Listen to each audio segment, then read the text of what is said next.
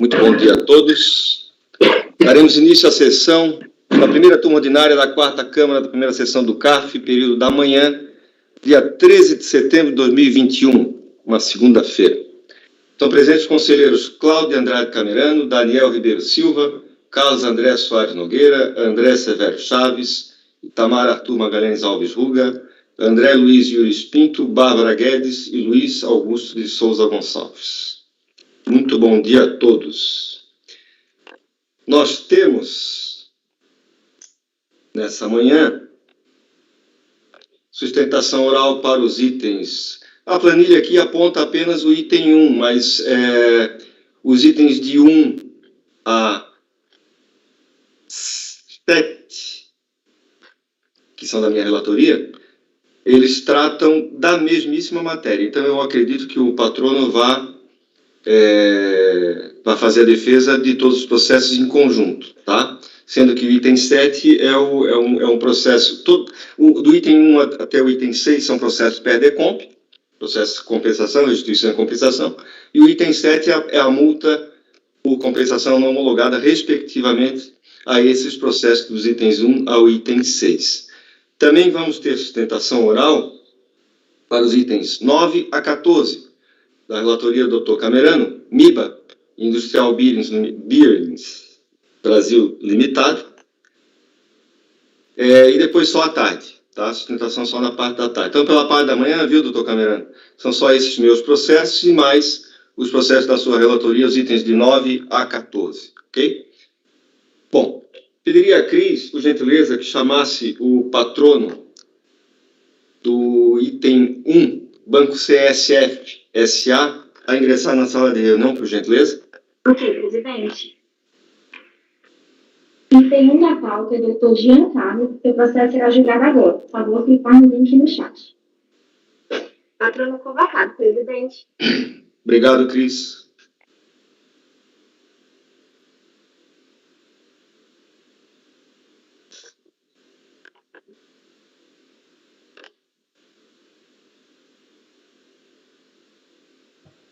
Presidente, qual que nós vamos dar primeiro, então? Só deixa eu dar as boas-vindas para o doutor Giancarlo. Bom dia, doutor Giancarlo. Olá, bom dia, presidente, demais membros do CARF. Bom vê-los aí novamente. Que bom, é verdade. Estar todos aí juntos pessoalmente, mas já é uma alegria voltar a vê-los ainda aqui virtualmente. Ok, só para registrar então, doutor Giancarlo Chama Matarazzo, OAB 163252, São Paulo, Pinheiro Neto Advogados. É isso, né, doutor? Isso mesmo. Diga, doutor Carlos André. O seu microfone, doutor Carlos. Qual deles nós vamos apreciar primeiro? Nós vamos apreciar o item 1 da pauta, é o CSF 01, vocês têm lá na pasta, tá? Esse é o primeiro processo. Bom, os processos dos itens 1 até o item 7, do mesmo contribuinte, da minha relatoria, tratam da mesma matéria. A exceção do item 7, que é de multa regulamentar, mas os processos de itens 1 a 6 são todos eles PERDECOMP e tratam do mesmo crédito, o mesmíssimo crédito, tá? E esse crédito de RPJ e CSL, ele foi utilizado para fazer várias compensações por parte do contribuinte. O processo item final 2016-79 é o único que trata do crédito de CSL. Os demais tratam do crédito de IRPJ, tá? Mas a matéria é idêntica tanto para o IRPJ quanto para o CSL. Bom, vamos começar pelo processo item 1, então. É o que vocês têm aí, o CSF 01, tá? Deixa eu abrir o arquivo aqui.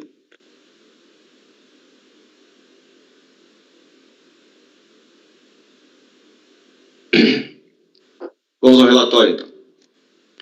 Por bem retratar os fatos que dizem respeito a esse processo, reproduz abaixo o relatório constante da decisão recorrida. E aí, o que diz o relatório da decisão recorrida? O presente processo foi formulado em razão do que foi deliberado em despacho decisório, da DENIF de São Paulo, que tratou de créditos decorrentes de pagamentos indevidos ou maiores que devidos de RPJ e CSL, encontrados na apuração do ajuste do ano calendário 2008, medida que também alcançou os processos abaixo especificados, e aí eu faço o rol dos processos e das respectivas PERDECOMPs, tá? São esses processos que nós vamos analisar.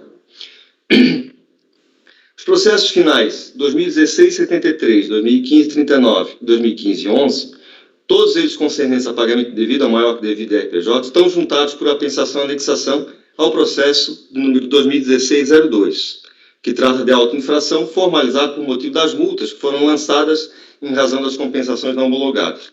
Nós separamos esses processos, estamos julgando um a um, tá? Os processos finais 2015-12, 2015-83 também dizem respeito ao mesmo crédito RPJ, mas não se encontram juntados ao processo que contém o lançamento das multas. Quanto ao processo 2016-79, diz respeito ao crédito decorrente de pagamento devido ao maior que devido da CSL, ao qual foram juntados os processos finais 2016-01 e 2016-48, relacionados às cobranças das compensações não homologadas. Esses nós não vamos tratar, tá? Só trata das cobranças desses dois processos. Nesse passo, a decisão a ser adotada no presente ato estenderá seus efeitos aos 6 processos que tratam de crédito de RPJ-CSL, assim como aos 7 PERDECOMPs pela pessoa jurídica apresentados e aos seus correspondentes processos de cobrança. Passemos, pois, à descrição da acusação fiscal registrada no despacho decisório, folhas 1893 a 1908, assim como da manifestação de inconformidade pela pessoa jurídica apresentada. O procedimento fiscal foi deflagrado em vista da sociedade empresarial haver apresentado PERDECOMPs contendo crédito de RPJ e CSL nos valores respectivos de 22.221, e alguns trocados, e 8.184, originados de pagamentos maiores que devidos, datados de 30 de janeiro de 2009, ambos relacionados aos resultados apurados pela pessoa jurídica em dezembro de 2008, para os mencionados tributos, tá? E aí eu tenho um quadrinho com as PERDECOMPs e os créditos que foram utilizados para fazer frente às compensações, ok? Em estado de esclarecer a origem dos créditos, a demandada informou que, ao revisar a base da conta perdas em operações de crédito no ano de 2011, identificou inconsistências relacionadas ao ano de 2008. Então, em 2011, ele foi lá, verificou que teria efetuado cálculos errôneos em relação a essas perdas, efetuou as correções e verificou esses pagamentos a maior. Assegurou que deixou de considerar operações que, ao teor disposto pela Lei 9.430, de 96, eram dedutíveis das bases de cálculo do RPJ-CE. Para sanear a situação, efetuou a retificação da DCTF e da DIPJ do período, de maneira que a dedução do valor das perdas em operações de crédito foi alterado para R$ 314.816.386,21. De R$ 314 milhões para R$ 408.998.000. Ok? Dá 94 milhões aí de diferença. Objetivando bem demonstrar o alegado, apresentou em mídia digital uma planilha contendo a especificação dos contratos considerados como perdas na nova apuração, documento a conter 254.277 registros. Posteriormente, a fiscalizada foi intimada para a prestação de maiores esclarecimentos acerca da majoração da rubrica perdas de operações de crédito, em vista do que apresentou a seguinte resposta. Aí eu reproduzo a resposta da contribuinte. Bom, de novo, os valores das perdas em operações de crédito considerados pela fiscalizada foram os seguintes. Valor lançado na linha 47 da DPJ, após a retificação, 408 milhões. Valor lançado antes da retificação, 314 milhões. Diferença apurada, 94 milhões. Apresentou na ocasião uma planilha contendo os contratos que motivaram a retificação, como já foi dito, mais de 212 mil registros. A fiscalização não ficou satisfeita com o argumento apresentado pela empresa, consignou uma intimação fiscal que, se uma mesma operação foi computada em 2 ocasiões, o esperado era a redução do valor das perdas, não o seu incremento. Além disso, por perceber a existência de numerosas operações entre 5 mil e 30 mil reais, determinou que a empresa informasse as medidas adotadas para a cobrança administrativa das dívidas. A requerida nada respondeu quanto ao primeiro aspecto. Quanto às providências adotadas para as cobranças administrativas das dívidas de sua carteira de crédito, informou que todo cliente com saldo devedor maior que R$ 50 é acionado por telefone, SMS e URA. Confesso que eu não sei o que é o URA, depois o doutor Jean Carlos esclarece. com prazo superior a 10 dias, é encaminhada a carta de cobrança. O procedimento também consiste em incluir o cliente em serviço de proteção ao crédito e o bloqueio ou cancelamento do cartão. O ajuste praticado pelo contribuinte, concernente às perdas de operações de crédito, no total de 94 milhões, conforme observado na DPJ retificadora, datada de 14 de julho de 2011, implicou na redução do IRPJ de 37 milhões e 500 mil, em torno disso, para 15 milhões e 300 mil, e da CSL dos iniciais 23 milhões e 900 mil para 12 milhões e 54 mil. No que se refere à DCTF ativa, quando a fiscalização continha as seguintes informações que eu anexei no quadro aí abaixo. Após apresentar a legislação que trata das perdas no recebimento de créditos, o agente fiscal fez constar que, em razão da grande quantidade de contratos elencados na planilha pela empresa apresentada, os procedimentos adotados na autoria fiscal ficaram restritos aos que são a seguir especificados. Então, primeiro, verificação da existência de duplicidade de contrato e CPF dentro do ano 2008. Primeira verificação que foi feita. Segunda, cotejo entre os dados referentes ao ano 2007, obtidos no dossiê de fiscalização, e 2008, a fim de identificar contratos deduzidos mais de uma vez, realizado por número de contrato e por número de CPF. 3. Exame dos critérios temporais para dedução. Aqueles vencidos há mais de 6 meses, para perda até 5 mil, e vencidos há mais de um ano, para os créditos entre 5 mil e 30 mil reais, considerando como vencido o contrato a partir do dia seguinte ao de vencimento, que não são garantidos e que não há operações superiores a 30 mil. E 4. Confirmação de que foram deduzidos, considerando o princípio da competência e da oportunidade, ou seja, no momento em que atendeu os critérios de dedutibilidade. Não foram encontradas inconsistências para os 2 primeiros itens. Outro sim, quanto aos aspectos temporais, a contribuinte, indevidamente segundo a fiscalização, incluiu contratos que não respeitaram as condições de vencidos há mais de 6 meses ou um ano, conforme totalizado na tabela seguinte. Tá? Essa tabelinha que vocês têm aí. No valor total, são 165 contratos, no valor total de R$ 593.942.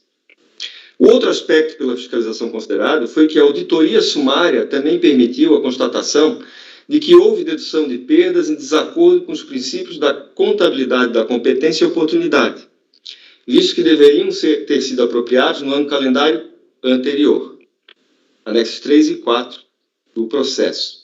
E aí são 31.800 registros, no valor total de R$ 61.300.000, mais ou menos, tá? Fundamentou esta última glosa por meio das considerações a seguir transcritas, eu não vou repetir, já tem aí no relatório, tá? Mas é infringência ao princípio da competência, tá? E da oportunidade, no registro dessas deduções. Bom,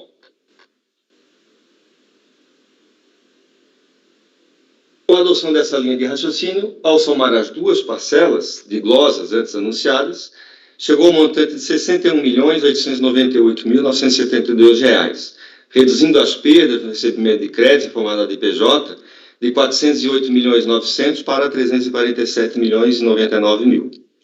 Tendo dessa forma procedido, chegou ao RPJ a pagar de R$ 30.790.000 e a CSL a pagar de R$ 20.061.000.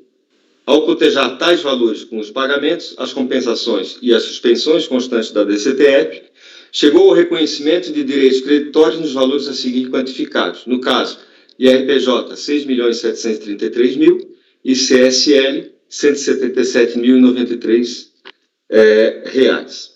No tocante às compensações, decretou a homologação daquelas que apresentassem suficiência em função dos créditos reconhecidos no ato administrativo em pauta.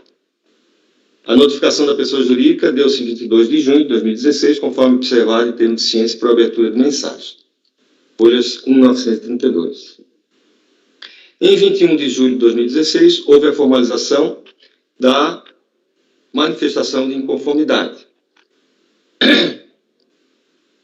com a juntada dos documentos comprobatórios que a defesa julgou que seriam cabíveis, tá?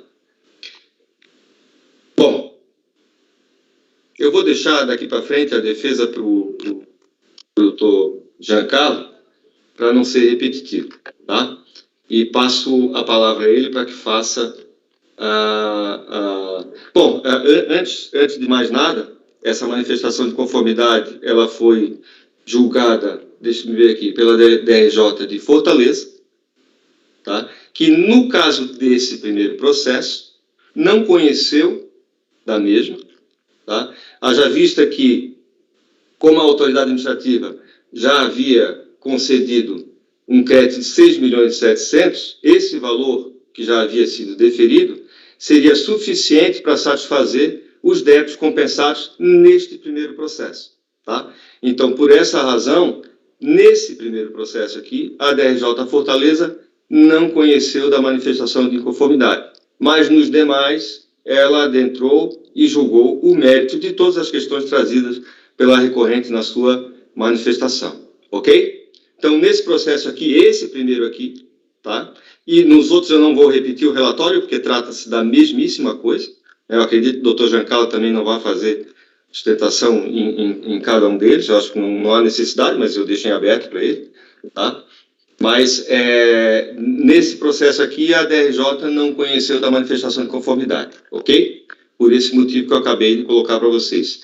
Relembrando também que esse primeiro processo aqui, nós estamos tratando só do crédito de IRPJ, tá? E como foi deferido 6.700.000, esse 6.700.000 era suficiente para compensação dos débitos que foram informados nesse primeiro processo aqui, ok? Passo a palavra, então, ao doutor Giancarlo, para fazer a sua sustentação. Com a palavra. Obrigado, senhor presidente. Estou colocando aqui uma apresentação, um segundo.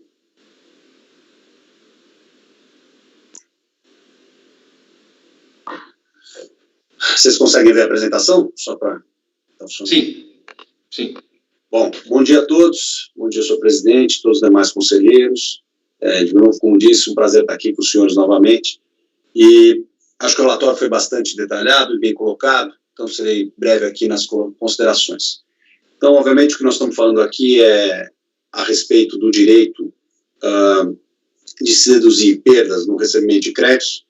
Só para a gente lembrar, a gente está falando do banco que pertence ao Grupo Carrefour, então nós estamos falando do banco que emite os cartões e concede, portanto, empréstimos e créditos aos usuários do cartão Carrefour, portanto, que vão no supermercado, fazem suas compras com o cartão e depois eles têm esses valores a serem quitados. Muitas vezes eles se atrasam, né, nesse pagamento, e é nesse atraso, quando preenche os requisitos da Lei 9430, que o banco toma essa dedução.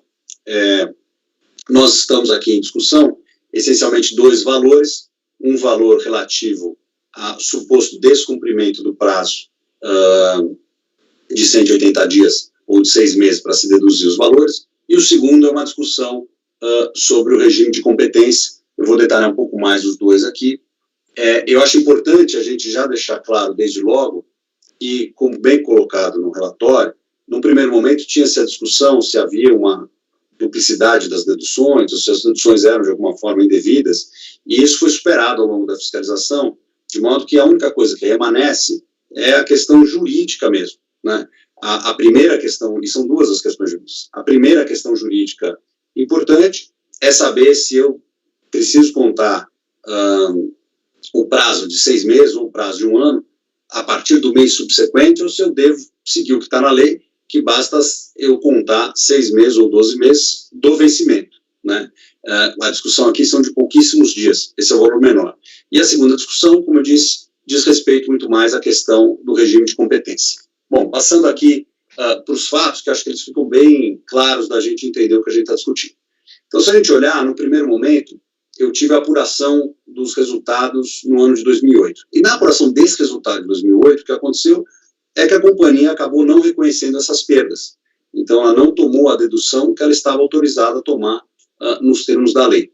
O que acontece depois é que, em 2011, ela se vê fazendo uma revisão, ela verifica que, de fato, em 2008, ela não tinha tomado todas as deduções que a lei permitia, foi lá, fez as retificações, como bem pontuado pelo relator, tanto em relação à DPJ quanto à DCTF, demonstrando ali que tinham sido valores pagos a maiores. Por quê? Porque algumas perdas no recebimento de créditos que ela tinha direito a deduzir, ela não tinha, de fato, deduzido. Depois, depois de fazer isso e terem sido processadas essas retificações? Ela fez a compensação dos créditos com débitos de RPJ, CCL, PIS e COFINS, e, por fim, ela foi depois surpreendida com um questionamento relativo a essas deduções que competem ao exercício de 2008. E aí a gente tem, como eu disse, dois questionamentos. O primeiro questionamento é o questionamento onde se fala, olha, como é que eu calculo os dias? Né? Se a gente for olhar a lei fala no prazo de 6 meses, e não há especificação se eu tenho que começar a partir do mês subsequente ou não. Então, como fez, e a gente vai ver aqui como fez o contribuinte? O contribuinte aplicou a regra, calculou em dias o que são 180 dias, né? Esperou até 184 dias para efetivamente, nos meses que você tem 31, aquilo poder efetivamente cumprir o prazo de 6 meses como previsto em lei, e aí tomou sua dedução, a seu ver, corretamente. E a Receita Federal foi lá e falou, olha, não, você deveria fazer o cômputo desses 6 meses a partir do mês subsequente. E aí, por poucos dias, acaba escorregando do ano de 2008. Então, aqui, esse valor é o valor menor, mas nos parece claro que a lei fala realmente 6 meses, a lei não fala que é os 6 meses do calendário começado no dia seguinte do mês, então realmente parece aqui uma exigência sem qualquer embasamento legal nesse particular. E o questionamento B diz respeito, na verdade, ao regime de competência. Né? Basicamente, o que alega o fisco? Ele falou, olha, essas perdas, na verdade, você cumpriu todos os requisitos para deduzi-las em 2007. Você deveria ter deduzido em 2007. Aí você não deduziu em 2007, deduziu em 2008. Então você errou e o período de competência, portanto você não pode deduzir. Lembrando, que isso ficou consignado também nos autos, que tanto em 2007 como em 2008, a empresa era lucrativa nos dois. Então, na verdade, ela antecipou tributos em 2007, ainda que tenha reconhecido essa dedução em 2008. Então, entrando agora aqui, e tem a questão também da multa majorada, mas entrando aqui um pouco nos pontos, acho que o primeiro ponto que é importante a gente olhar é se de fato ela teria o direito de fazer esse questionamento em 2016, já que nós estamos falando de exercícios de competência aqui de 2008. Eu sei que a grande discussão aqui, efetivamente, é porque a retificação aconteceu em 2011, né, e, portanto, ela teria, teoricamente, 5 anos a partir de 2011, mas acho que é um ponto para os senhores analisarem. De novo, não precisamos da decadência para superar o auto de infração, mas acho que sempre é um ponto que gera algum tipo de questionamento. A nosso ver, obviamente, por estarmos falando de 2008, o prazo de 5 anos deveria contar daquele exercício, mas a gente sabe que isso é um pouco de bola dividida entre os senhores. Agora, passando aqui no mérito, né, acho que aqui é interessante, a gente juntou no processo, quer dizer, a gente juntou isso ao longo de toda a fiscalização, né, uma lista bem detalhada com os CPFs, que eu aqui omiti exatamente porque, para a gente não ter as pessoas expostas de qualquer forma, mas ela tem um contrato por CPF, por contrato, por produto, né, e com os dias de atraso. Né, e aí acho que vale até a explicação, né, o RA que mencionou o relator, trata-se do call center. Então a cobrança, como vocês podem imaginar, ela é feita de diversas formas, essa cobrança administrativa e continuada. Né. Lembro sempre aos senhores que todo mundo aqui deve receber ligações, né, no celular, vez ou outra, até por engano, das pessoas do call center falam, olha, tem aqui, o senhor conhece fulano de tal, que tem uma dívida e tudo mais. É isso, é um serviço de cobrança contínuo. Né? E o banco tem um detalhamento específico aqui, como vocês podem ver, por contrato, por CPF, é bem controlado isso. E os valores, como vocês podem ver, são valores, todos eles, quase todos eles, na maior parte deles, muito inferiores lá aos R$5 mil, porque tratam-se de compras feitas no supermercado mesmo. Né? Então, aqui, acho que o ponto que merece mais destaque é que vocês veem lá que o dia de atraso é 184 dias, que evidentemente compreende os 6 meses. Né? E a discussão aqui é meramente, né, os 6 meses tem que ser contado a partir do mês seguinte em que ele venceu e tudo mais.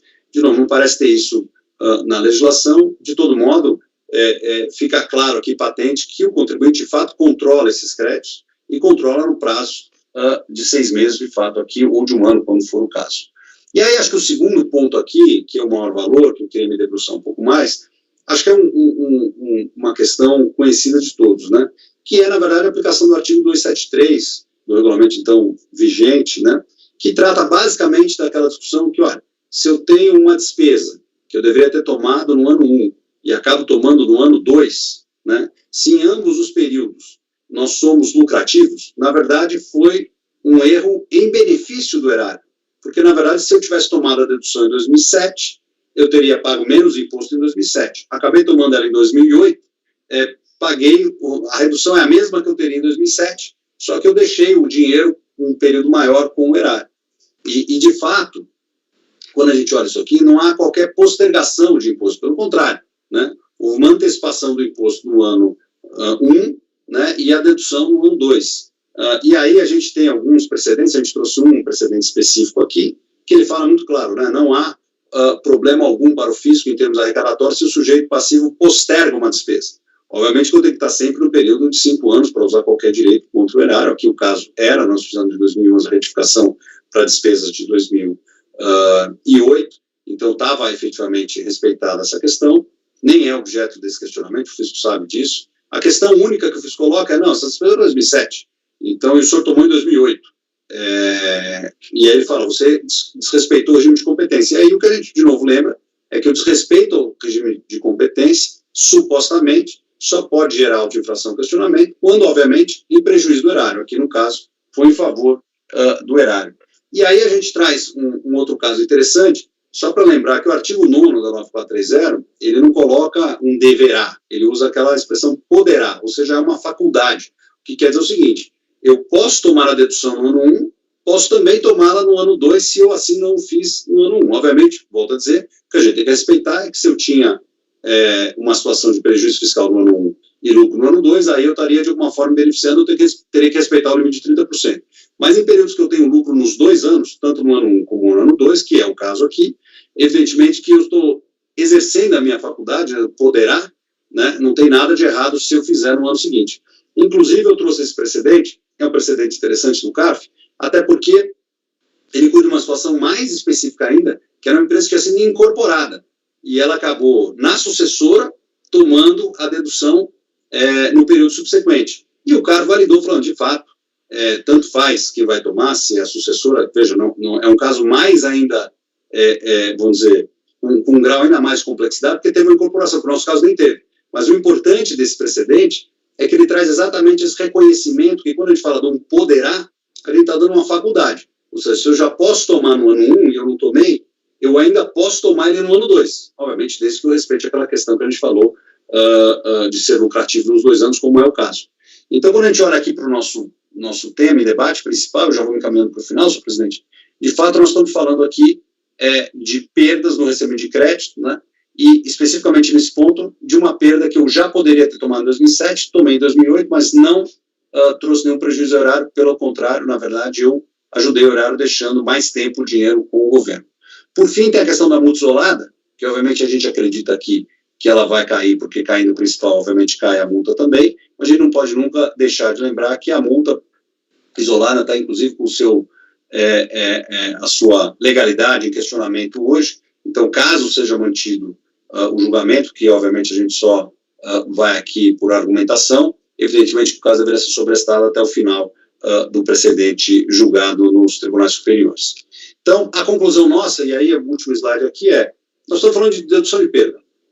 As perdas foram todas elas reais, efetivas e foram incorridas. No começo se discutiu se elas existiam, se tinham duplicidades, tudo foi superado, estamos falando de perdas reais. E aí nós temos 2 supostas infrações. Uma em que a única discussão é que você deveria contar 6 meses a partir do período subsequente, que não faz muito sentido. O contribuinte conta os 184 dias, que são 6 meses a rigor. Então, nós estamos observando o que está especificamente na lei. E a segunda parte, que é a maior parte, nós estamos falando simplesmente que o contribuinte tinha a perda. O fisco fala, não, a perda era boa, você tinha o direito, mas você tinha o direito de deduzir ela em 2007, e você acabou deduzindo ela em 2008. O que nós acabamos de trazer aqui não há nada de errado, porque o próprio regulamento de imposto de renda fala que quando você eventualmente joga uma despesa por ano seguinte, só se houver prejuízo ao erário, que você tem que recompor esse prejuízo. No caso aqui foi em favor do fisco e não contra o fisco. E além disso, o próprio artigo da lei, o artigo 9º da 9430, usa a expressão poderá e não deverá, de modo que é uma faculdade do contribuinte, e a gente trouxe também um precedente aqui, num caso ainda mais sui generis, que era de incorporação, mas que o CARF validou, dizendo, se eu podia fazer no ano 1, claramente podia fazer no ano 2 também, sem qualquer prejuízo. Então, essas eram as minhas colocações, me coloco à disposição, e, obviamente, pedimos aqui o cancelamento integral do auto de infração lavrado contra a empresa. Muito obrigado, senhores. Obrigado, Carlos. Passemos, então, ao voto, gente, desse primeiro processo, tá? Como vimos no relatório, o processo trata de pedido de restituição de RPJ acumulado com o de compensação de débito relativo ao mesmo tributo de responsabilidade da contribuinte e consubstanciado na PEDECOMP final 8630 que vocês têm aí. A decisão recorrida já havia deixado de conhecer da manifestação de conformidade, haja vista ter identificado, após consultar os sistemas informatizados da Receita Federal, especialmente o sistema CIEF Processo, que a compensação requerida havia sido integralmente homologada por força de deferimento parcial do crédito concedido através do despacho decisório de folhas pela Delegacia Especial de Instituições Financeiras DEINF de São Paulo. Assim, é forçoso manter o entendimento constante da decisão recorrida, deixando claro que a irresignação ante o deferimento apenas parcial do crédito requerido será objeto de apreciação nos demais processos administrativos abertos pela autoridade administrativa para analisar de forma individualizada as diversas PERDECOMPs apresentadas, tendo por objeto o mesmo crédito tributário. E aí eu cito o rol do processo. Ok? Então, por todo exposto, voto por não conhecer do recurso voluntário por carência de objeto. E passo à análise dos senhores. Doutor Giancarlo, por gentileza, o senhor pode retirar a apresentação? Que ela ficou na minha tela aqui. Desculpa, está aí todos aqui, vou retirar, perdão. Obrigado. Agora sim. Alguma dúvida, gente? Podemos passar a votação? Doutor Carlos, diga. Presidente, eu já vi aqui que o senhor fez a apreciação do crédito, né, nos outros processos. Sim. Mas eu entendo que essa apreciação devia ser feita neste processo aqui, do crédito. Porque é neste processo que o crédito é formalizado. Os outros tratam só, porque assim, pela forma como eu formulo o meu raciocínio, né? São duas normas jurídicas, a norma jurídica do crédito e a norma da compensação. Esse primeiro processo traz a norma jurídica do crédito e uma compensação parcial, né? Uma utilização parcial do crédito para compensação. Os outros trazem só normas de compensação. Então, me parece que seria mais adequado trazer a apreciação que foi feita do crédito para este processo. E aqui diz, olha, do X pedido de crédito deve-se reconhecer Y, né? E aí isso repercutir nos processos seguintes, aí sim, com essa decisão tomada, isso repercutir nos processos seguintes nas compensações.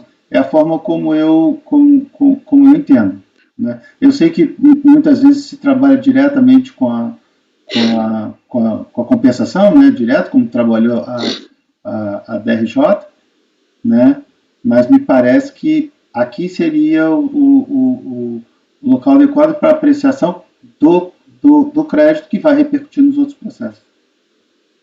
Eu não vejo problema nenhum, viu, doutor Carlos, de mudar de entendimento e a gente apreciar o crédito aqui nesse processo. Não, já coloco de antemão que não vejo se a turma assim consentir, eu também me adequo e trago para cá todas as razões de mérito que foram apreciadas nos outros processos. Eu só mantive essa questão aqui, porque em todos os outros foi analisado o crédito, todos os outros processos foi analisado o crédito e a respectiva compensação. Na realidade, a única coisa que diverge um processo do outro é só a compensação, porque o crédito é o mesmo. Tá? Então, lá, eu posso estar enganado, mas as PERDECOMPs que constam dos outros processos não estão indicadas, não estão indicando como PERDECOMP mãe, digamos assim, essa aqui. Tá? É como se fosse individual, entendeu?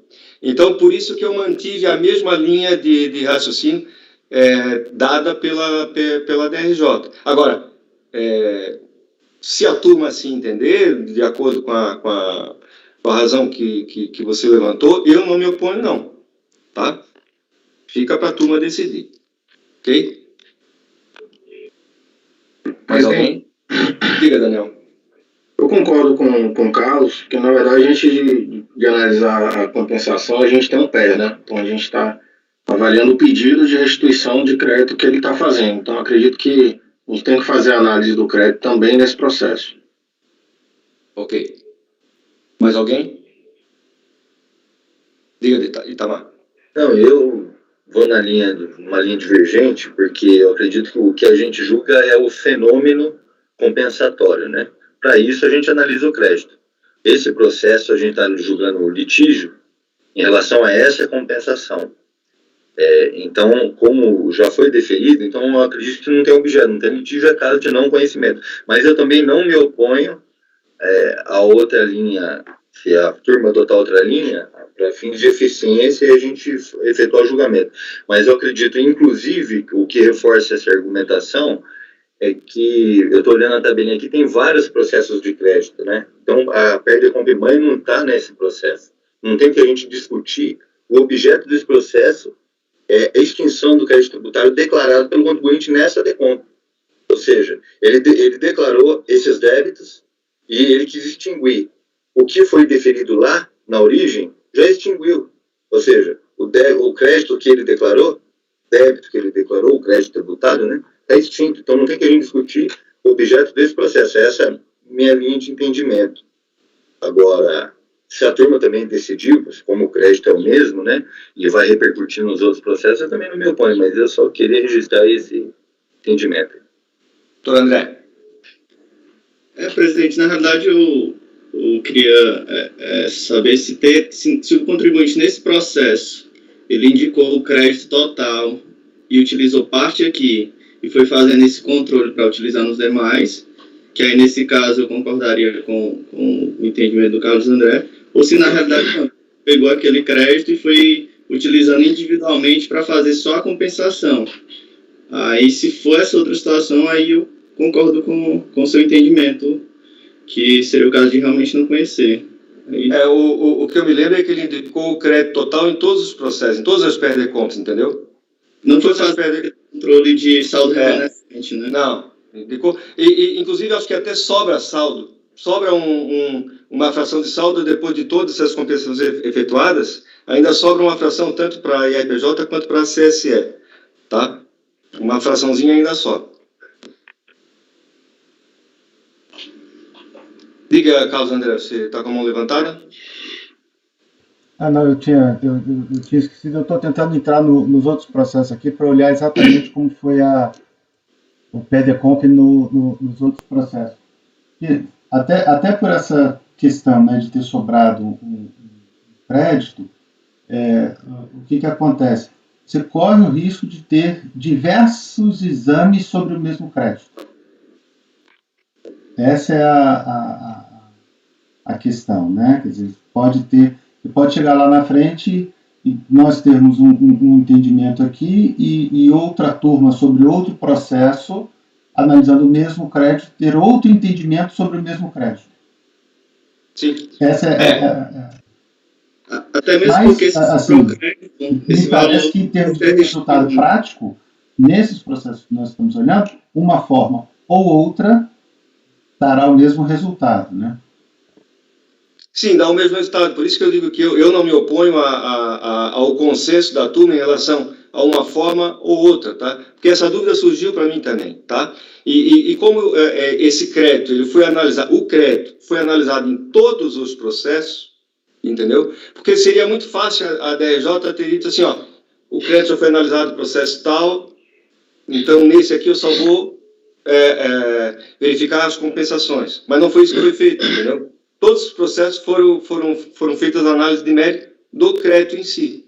Claro, decisões idênticas, né? Mas, enfim, formalmente, em todos os processos tem a mesma decisão de mérito, tá? Mais alguém? Bom, eu vejo que aqui nós temos uma clara cisão, tá? Então eu vou botar em votação primeiro a questão do conhecimento e depois a gente discute se, por consenso, vai por um ou por outro caminho, tá ok? Então, doutor Camerano, o senhor conhece ou não conhece? Essa é a questão. Bom dia a todos. Essa é a questão. Sim, eu vou na linha do alegado pelo conselheiro Itamar. Eu não vejo prejuízo nenhum aqui, o débito já foi compensado, o crédito vai ser analisado em outro processo, não vejo prejuízo aqui. Eu vou na linha de não conhecer, conforme está no voto do relator, presidente. Ok. Doutor Carlos André. Desculpa, doutor Daniel. Presidente, eu conheço do recurso. Então vou divergir nesse ponto. Ok. Doutor Carlos André. Eu acompanho a divergência pelas razões... Conhece, né? Doutor Carlos André conhece do recurso. Isso, acompanho a divergência. Deixa eu ver aqui. Doutor André.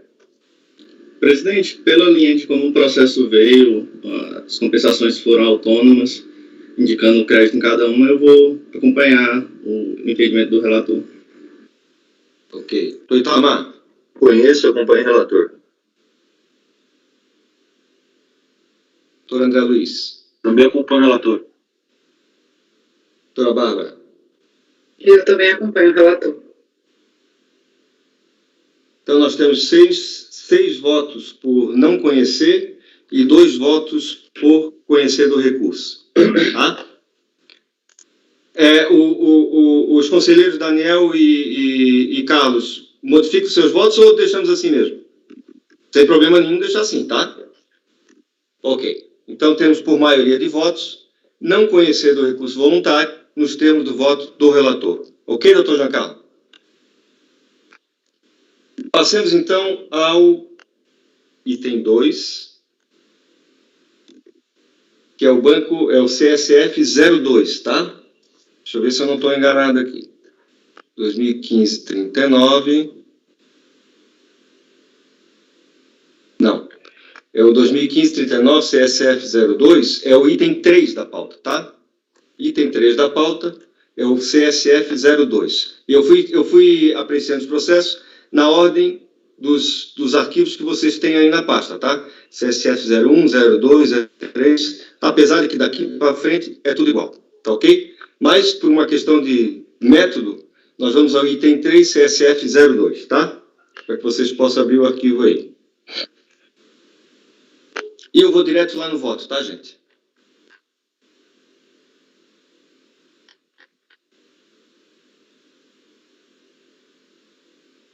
Nós vamos apreciar aqui o mérito agora. Como vimos no relatório, foram protocolados diversos processos administrativos para analisar os vários pedidos de restituição e compensação apresentados pela contribuinte que versam sobre um crédito que tem origem em alegados pagamentos realizados a maior a título de RPJ-CSL no ano calendário 2008.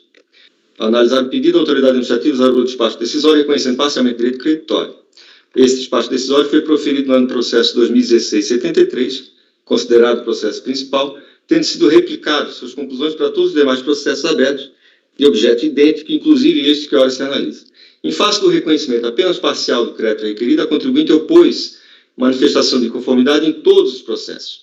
O acordo de manifestação de conformidade proferido no processo 2016-73 cumpriu pela carência do objeto do recurso, haja vista que as compensações realizadas nos respectivos autos foram homologadas na sua totalidade. Não é o caso desses autos, em que os débitos objeto de compensação não foram homologados na sua totalidade pela autoridade administrativa diante da insuficiência de crédito para tanto. Apenas para relembrar, o crédito de que cuida esse processo, bem assim os demais, idêntico a este, teria origem em alegados pagamentos efetuados a maior que o devido de RPJ-CSL do ano calendário 2008. O efeito de pagamento a maior teria sido decorrente de deduções que inicialmente teriam sido feitas a menor pela contribuinte, relativas à perda no recebimento de crédito a que teria direito.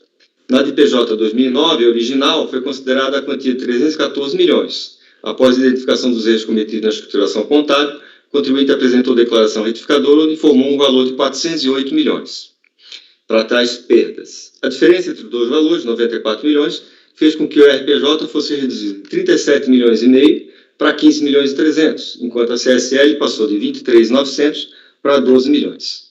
Assim surgiram os créditos de 22 milhões e 800 e 8 milhões e meio para o RPJ e CSL, respectivamente.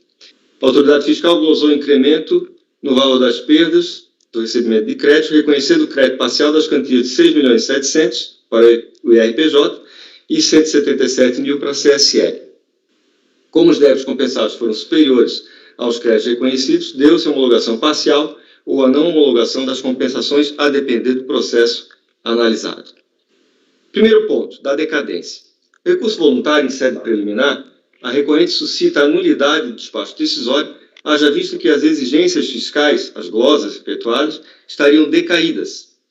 Apesar de ter se dado conta do equívoco somente em 2011, quando retificou a DPJ e a DCTF, abro aspas, o fato gerador da presente obrigação tributária ocorreu efetivamente no ano calendário 2008, período em que as perdas em operações de crédito foram deduzidas da base de cálculo do RPJ da CSE. Dessa forma, resta decaído o direito da fiscalização rever tal operação, uma vez que decorreu o prazo de 5 anos previsto no artigo 150, parágrafo 4º do CTN, e, portanto, tal operação resta convalidada. Fecho aspas. Segundo a recorrente, a fiscalização teria tomado como fatos geradores da obrigação tributária os efeitos produzidos pelos fatos ocorridos no ano calendário 2008, ou seja, pretendeu considerar o termo de início do prazo decadencial como o ano 2011, por ser o momento em que foram realizadas as compensações de saldo credor de RPJ e CSL com outros tributos administrados pela Receita Federal do Brasil. Cita a jurisprudência do CARF para aduzir que o prazo decadencial para as autoridades fiscais questionarem as operações dos contribuintes deveria ser contado a partir do momento em que se verifica o fato gerador do crédito, ou seja, no caso, quando da sua constituição no ano de 2008. Em relação ao fato de o crédito gerado no ano calendário de 2008 ter sido utilizado para compensar valores de tributos administrados pela Receita Federal relativos a 2011, alega que tal circunstância seria irrelevante para fins de contagem de prazo decadencial, visto que a mesma inicia-se com a ocorrência do fato gerador. Neste ponto, o recurso voluntário não teceu uma linha sequer diferente daquilo que já havia exposto quando da manifestação de conformidade. O recurso limitou-se a contestar genericamente a decisão recorrida, sem apontar qualquer razão para tanto. Assim, o uso da prerrogativa constante do artigo 57, parágrafo 3º do regimento interno do CARF, para adotar como minhas as razões constantes do acordo recorrido, ao decidir o presente ponto do recurso. E aí eu reproduzo o teor do acordo recorrido no ponto, e abaixo faço as minhas considerações. A alegação da contribuinte não é a novidade no âmbito desta turma, tendo sido objeto de sucessivas decisões por parte desse Conselho em questões análogas. A decadência opera a favor da segurança e da estabilidade das relações jurídicas. Assim, passados 5 anos do ocorrência do fato gerador, o fisco não pode formalizar o lançamento para exigência do crédito tributário, nem tampouco impor penalidades. Entretanto, quando se está a tratar do lançamento por homologação, ao fisco cabe exercer o controle da legalidade do ato praticado pelo contribuinte para determinar se foram obedecidas as normas que orientam a correta apuração do resultado tributável do exercício sob análise. Esse controle de legalidade do lançamento realizado busca averiguar a correta determinação do quanto apurado, ao identificar se as receitas tributárias e as despesas incorridas foram corretamente declaradas na apuração do resultado final do exercício. Em caso de haver qualquer tipo de divergência em relação ao resultado tributável, a partir da apuração efetuada pelo fisco, cabe à autoridade administrativa exigir que o contribuinte faça as correções necessárias. Se necessário, efetuará o lançamento de ofício do imposto que deixou de ser apurado ou recolhido de acordo com a legislação aplicável. No caso de restituição, ressarcimento e compensação, também há prazo definido para se exercer o direito. Se no lado da exigência tributária está-se a proteger o direito do contribuinte, quando se trata de restituição, ressarcimento e compensação, o interesse a ser protegido é da própria fazenda pública. Por isso é dever do fisco proceder à análise do crédito desde a sua origem até a data em que é requerida a restituição, compensação e ressarcimento, sendo de responsabilidade do contribuinte fazer prova da certeza de liquidez do crédito tributário pleiteado, conforme o artigo 170 do CTN. Para tanto, deve o contribuinte manter toda a documentação relativa ao crédito que diz possuir, até que todos os processos que diz respeito ao mesmo sejam encerrados. Veja o que diz o artigo 264 do Decreto 3.099. E o artigo 37 da Lei 9.430 de 96. Conclui-se dos dispositivos acima reproduzidos que os mesmos convivem de forma absolutamente harmoniosa com os princípios da decadência e da homologação tácita, a que se refere o artigo 149, parágrafo único, 150, parágrafo 4º e 173, todos do CTN. Assim, se determinada apropriação vier a influenciar o resultado da apuração de um crédito tributário no futuro, a mesma poderá vir a ser objeto de verificação, conforme já dissemos anteriormente, até que todos os processos que tratam da utilização daquele crédito estejam encerrados. Não se permite que a base de cálculo do RPJ do ano calendário 2008 seja alterada por intermédio do lançamento tributário. Entretanto, a sua composição, ao influenciar pedidos futuros de restituição da compensação, deve ser verificado.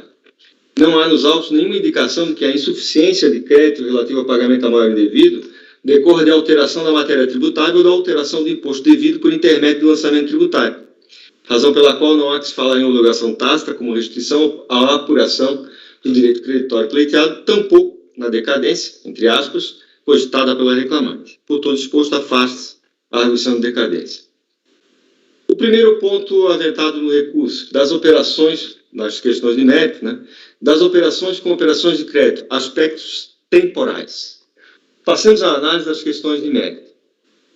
A autoridade administrativa, ao realizar a análise do direito creditório, verificou duas inconsistências na apuração feita pela contribuinte. A primeira diz respeito à consideração como perdas de contratos que não estariam vencidos há mais de 6 meses ou 1 ano, conforme o caso, descumprindo ao disposto no artigo 9º, parágrafo 1º, inciso 2º, alíneas A e B, da Lei nº 9.430, de 96, que eu reproduzo abaixo. Referidos contratos totalizados por faixa de valor foram assim demonstrados, vídeos anexos 1 e 2, folhas 1.389 a 1.392, e somam R$ 593.942,76. Também nesse caso, a recorrente praticamente reproduziu o teor da manifestação de conformidade no recurso voluntário, a não ser pela alegação de que, na sua visão, a contagem dos prazos previstos no artigo 9º da Lei 9.430/96, para efeito de estabelecer a partir de qual momento as perdas com os créditos decorrentes das atividades da pessoa jurídica poderiam ser deduzidos como despesas, deveriam ser contados em dias. No mais, como dito, repetiu as razões já aduzidas quando a manifestação de conformidade, que em apertada síntese são as seguintes.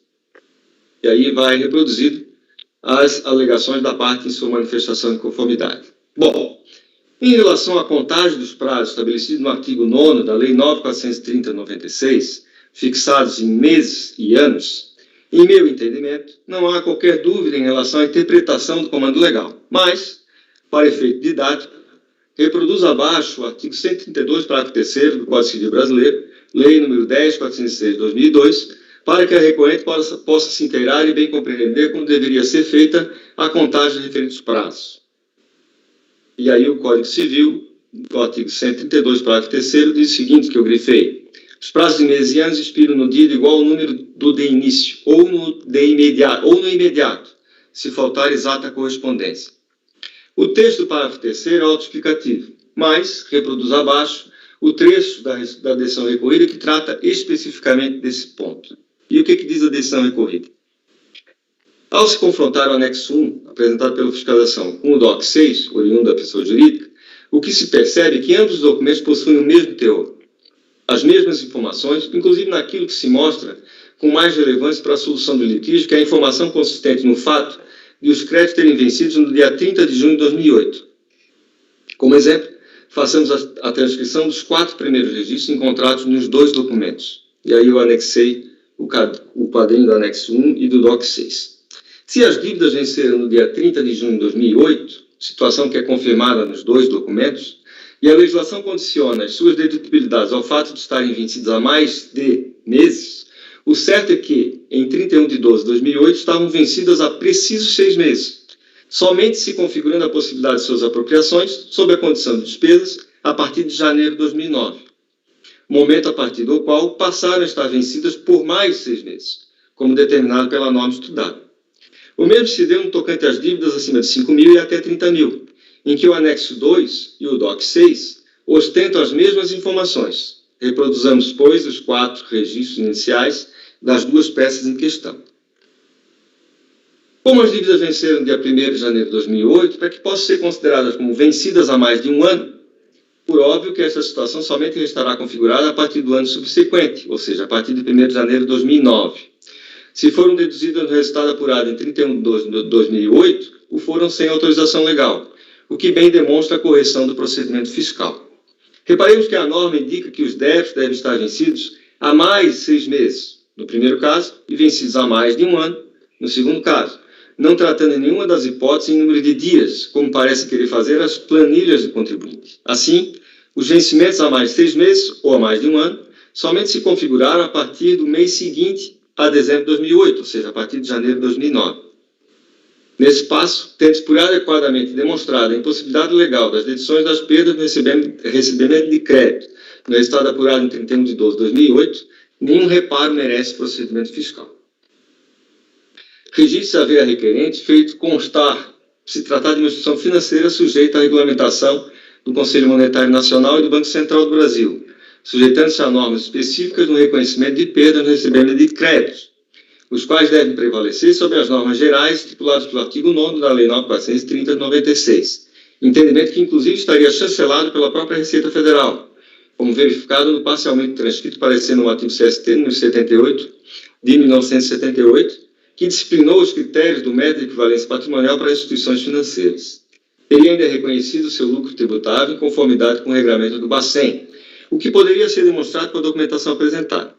Em que pese a argumentação arregimentada pela defesa, o fato é que a contestante deixou de informar a legislação do Bacen, pertinente às perdas no recebimento de créditos, que teria sido por ela considerada em sua apuração de seu resultado tributário. Também deixou de adequadamente contextualizar os documentos que supostamente comprovariam o alinhamento de seu procedimento com as normas emanadas do órgão regulador do Sistema Financeiro Nacional. Assim, não vislumbro como a tese citada pela interessada possa ser acolhida por esse órgão julgador.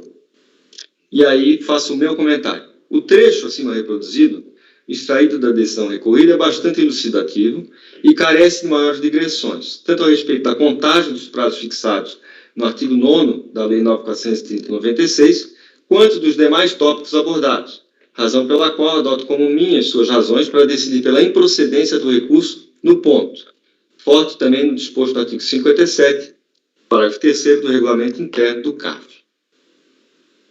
O segundo ponto, das perdas com operações de crédito, princípio da competência. A segunda inconsistência levantada pela autoridade administrativa diz respeito a contratos que teriam sido considerados como perdas em 2008, mas se refeririam ao ano calendário de 2007. Portanto, segundo o despacho decisório, a contribuinte teria descumprido os princípios contábeis da competência e da oportunidade ao apropriar despesas incorridas em 2007 no ano calendário de 2008. Total glosado relativamente a estes créditos está demonstrado abaixo e encontra-se evidenciados os anexos 3 e 4, e aí as folhas. Total de contratos, 31.801 contratos, em termos de valor, 61.305.000. Como vimos no relatório, as alegações da recorrente nesses pontos seriam as seguintes. E aí, reproduzo as alegações da contribuinte, que já foram bem colocadas pelo Dr. Giancarlo. Tá? E passo diretamente à página, deixe-me ver aqui, a página 30 do voto. O recurso voluntário acresceu muito pouco em relação à manifestação de conformidade. No presente recurso, a recorrente cita o acórdão CARF número 9101.002.522, além de manifestar sua irresignação quanto ao disposto pela adição à COR, de que a dedução das perdas de operação de crédito só seria cabível no momento em que são consideradas como incorridas, haja vista a condicionante de liquidez e certeza do crédito requerido em pedido de restituição, alegando que tal condicionante careceria de fundamentação legal. Aduz, neste caso, que, abre aspas, o momento em que as perdas em operações de crédito são deduzidas não pode alterar a sua natureza, ou torná-las ilíquidas ou incertas, uma vez que não há qualquer impedimento de fiscalização por parte das autoridades fiscais sobre a origem dos referidos créditos. Fecho aspas. No presente ponto, creio que assiste razão à recorrente. No meu entendimento, em se tratando do caso específico das perdas com recebimento de crédito, que possuem um regulamento próprio, diferente das demais despesas operacionais, a dedutibilidade da despesa pode se dar para além do período de apuração em que a legislação tributária, no caso, artigo 9º da Lei 9.430 de 96, considera a possibilidade de seu reconhecimento. Me rendo às sábias palavras proferidas pela ilustre conselheira Adriana Gomes Rego, no acórdão 9101.002.522, primeira turma, editado em 14 de dezembro de 2016, e que foi inclusive citado pela recorrente em seu recurso. Vejam os trechos principais do referido acórdão acerca do tema. Deixe-me ver aqui.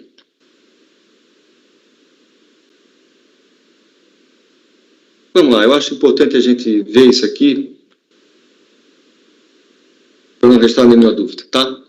Como visto no relatório, o litígio circunscreve-se à discussão a respeito do período de apuração em que a recorrente deveria ter deduzido como perda um crédito habilitado na empresa equipe distribuidora de medicamentos no valor de 4 milhões, que a contribuinte logrou comprovar as folhas 177 seguintes, bem como que foi reconhecido pela concordatária.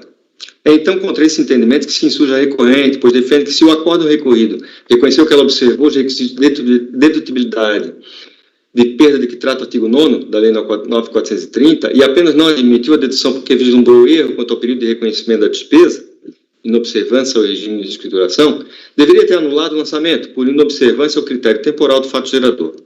Aduz que o acordo paradigma, em situação similar, asseverou que a manutenção da glosa fundada em suposta inobservância ao regime de competência depende da indicação segura de que o atraso na dedução da despesa visou a redução do lucro real e base de cálculo da CSL no exercício de lançamento.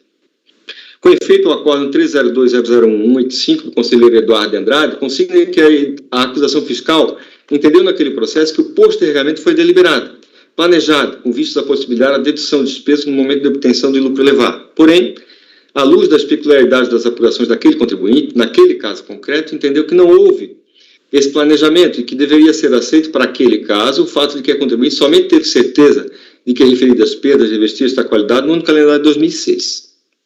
Consigna ainda o relator que, como os incisos citados no artigo 9º estabelecem alguns prazos, como 6 meses, 1 ano ou 2 anos, a norma necessariamente irá se aplicar a período diverso daquele do cômputo da receita e conclui. Assim, como conclusão inicial, vê-se que obrigatoriamente deve o aplicador, em algumas hipóteses, aplicar da regra de dedutibilidade de exercício futuro ao do cômputo da receita para que sejam atendidas as regras de dedutibilidade estabelecidas no artigo 9 da Lei 9.430. Nota-se, assim, que é a própria redação do dispositivo que obriga a esta conduta. Como o acordo paradigma chega a essa conclusão, a partir das hipóteses do artigo 9º, entende ser necessário colacionar o dispositivo legal vigente à época dos fatos. Tem-se, aí eu não reproduzi o dispositivo. Analisando então esse dispositivo, constata-se que, de fato, a norma admite o reconhecimento da despesa em período diverso daquele correspondente ao cômputo da receita. Mas, além disso, ela estabelece um prazo a partir do qual a despesa pode vir a ser deduzida. Digo, a partir do qual, porque não há problema algum para o fisco em termos arrecadatórios se o sujeito passivo posterga uma despesa. A consequência econômica em prejuízo para o fisco somente ocorre quando há postergação de receitas ou antecipação de despesas, daí porque o artigo 6, parágrafo 5 do Decreto-Lei nº 1598/77, matriz legal do artigo 273 do Regulamento do Imposto de Renda, de 99, elenca de forma exaustiva essas duas hipóteses. E aí está o artigo 273. A esse mesmo entendimento chegou, em outras palavras, o acordo paradigma número 302.001.185, quando afirmou: pois bem, no caso dos autos, a perda objeto da presente análise foi deduzida no ano calendário de 2004. E, de acordo com a fiscalização, o pedido de concordata da devedora data de 12 de novembro de 2002, tendo o crédito da autuada de 4 milhões de vencimento somente no dia 25 de abril de 2003. Ocorre como a concordatária assumiu o compromisso de quitar todos os credores criográficos em até 24 meses, entendeu a fiscalização que a então fiscalizada, na condição de credora quirografária, não poderia deduzir essa perda em 2004, pois somente poderia deduzir acaso não houvesse pagamento e ainda assim somente sobre a parcela não honrada. Contra tais argumentos, o Banco ABN se insurge já na impugnação, aduzindo as folhas 248 seguintes, que tanto a equipe de distribuição de medicamentos, comércio e alimentação limitada não honrou seus compromissos, que teve sua falência decretada em 31 de outubro de 2003 e que, conforme o documento de folhas, apresentou impugnação ao crédito declarado pela concordatária, tendo, portanto, adotado as medidas cabíveis para o recebimento do crédito.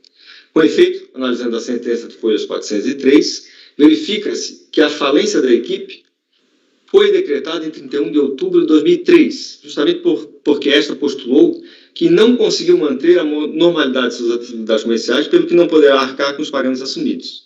Por conseguinte, a partir de dezembro de 2003, a contribuinte poderia já deduzir tais perdas. Mas qual a consequência para o fato de ela ter aproveitado a despesa com a perda em 2004? No dito acima, havendo a contribuinte postergado uma despesa, não vislumbra qualquer óbice na legislação tributária. Ora, se a Lei 9.430 expressamente consigna que a dedução da perda será admitida a partir da data da decretação da falência, se a legislação do imposto de renda, no que tange na observância do regime de competência, estabelece como fundamento para o lançamento do imposto somente a postergação do pagamento do imposto ou a redução indevida do lucro, é de se admitir, sim, o aproveitamento da despesa no período de operação subsequente da decretação da falência do devedor, em observância ao disposto parágrafo 4º do artigo 9º acima citado. Aliás, consigna que a fiscalização entendeu que a perda não poderia ser computada nem mesmo em 2003, enquanto que o acordo recorrido entendeu que deveria ter ocorrido o reconhecimento da despesa em 2003, alterando-lhe totalmente o entendimento. Por essas razões, dou provimento ao recurso especial da contribuinte para exonerar a parcela do lançamento de ofício relativa à glosa da despesa objeto da presente análise. Passo as minhas palavras. Para melhor entender o raciocínio adiante exposto, novamente apresento os termos do artigo 9º, parágrafo 1º e 2º, alíneas A e B, aí reproduzidos. Vejam que, a exemplo do voto paradigma acima colacionado, a norma aplicada no caso concreto admite que o reconhecimento da perda no recebimento de créditos em períodos diversos daquele correspondente ao cômputo da receita, ao estabelecer um prazo a partir do qual, grifo, a referida perda poderá vir a ser deduzida. Ponto. Conforme dito acima, a princípio não há problema algum para o fisco em termos de arrecadação de tributos se o sujeito passivo posterga uma despesa. Abro aspas. A consequência econômica em prejuízo para o fisco somente ocorre quando há postergação de receitas ou antecipação de despesas. Daí porque o artigo 6, parágrafo 5 do Decreto-Lei 1598/77, matriz legal do artigo 273 do Rio 99, elenca de forma exaustiva essas duas hipóteses que são: a. Postergação do pagamento de imposto para exercício posterior ao em que seria devido, ou b. A redução indevida do lucro real em qualquer período base. Assim, não haveria qualquer óbice na legislação tributária à postergação da despesa, desde que atendidos aos requisitos fixados acima. No caso em apreço, a recorrente demonstrou que a postergação da despesa do ano calendário de 2007 para 2008 não resultou nem em postergação do pagamento do imposto para exercício posterior, nem em redução indevida do lucro real em qualquer período base. Vejam, reproduzo as palavras da recorrente no seu recurso e o quadro demonstrativo que ela junta. Ela diz o seguinte: em 2007, a interessada apurava o lucro real trimestral e detinha lucro tributável suficiente para absorver as perdas em operações de crédito para cada um dos trimestres, como será possível se perceber a partir da análise da DPJ, DOC 8. A planilha que se segue bem demonstra que, em razão do procedimento adotado, não decorreu qualquer prejuízo para a Fazenda Nacional. E aí o quadro demonstrativo.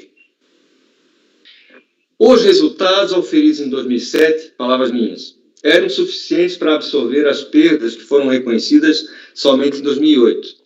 Não se vislumbra qualquer tipo de planejamento tributário abusivo, como ocorre em certas situações, em que a prática de postergar o reconhecimento de despesas poderia ser utilizada para aumentar os estoques de prejuízos fiscais e, consequentemente, burlar a trava de 30%. Por exemplo, no caso em apreços, não foi apurado prejuízo fiscal em 2007.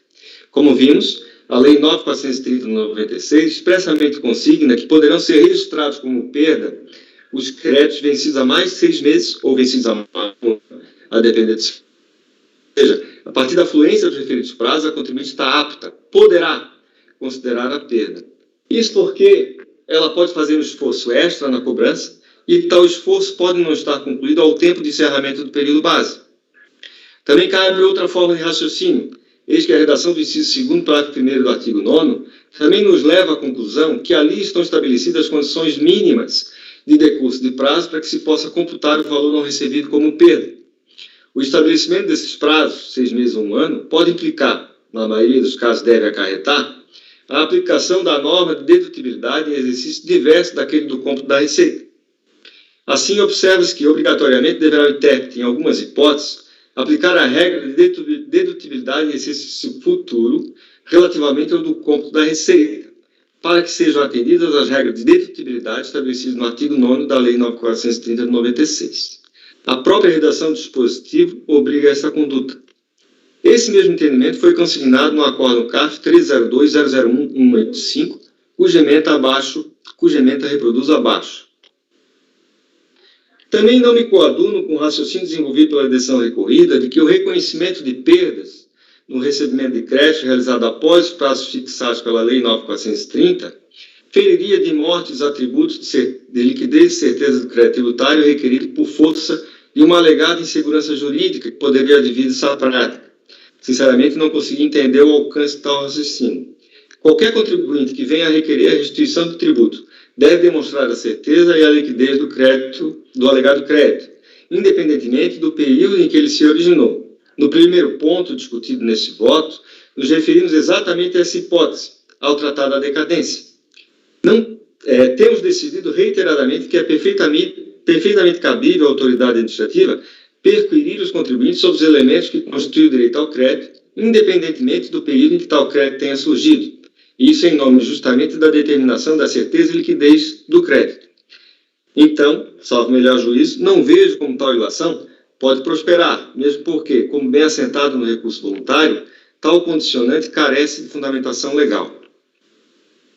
Também não concordo com a alegação posta na decisão recorrida de que o artigo 273 do Rio 99 aplicar-se-ia tão somente ao lançamento de ofício e não à homologação de compensação.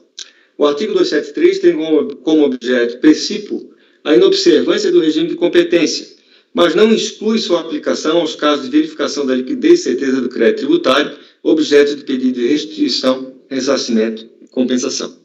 Vejam que o artigo 273 está inserido na seção 8, inobservância do regime de competência, do capítulo 2, escrituração do contribuinte, do Rio 99. Neste mesmo capítulo, apenas para exemplificar, está o artigo 264, que trata da conservação de livros e comprovantes, dispositivo este rotineiramente utilizado na apreciação da liquidez e certeza do crédito, objeto de restituição, ressarcimento e compensação.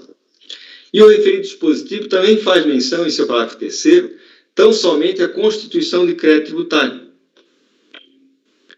Reproduz aí o parágrafo 3º. Assim, reputo incabível tal entendimento. Quanto aos demais requisitos exigidos pelo artigo 9º da Lei 9.430, para que as perdas no recebimento de crédito sejam reconhecidas, reputo que foram devidamente satisfeitos a teor do despacho decisório de folhas 1865 e 1871.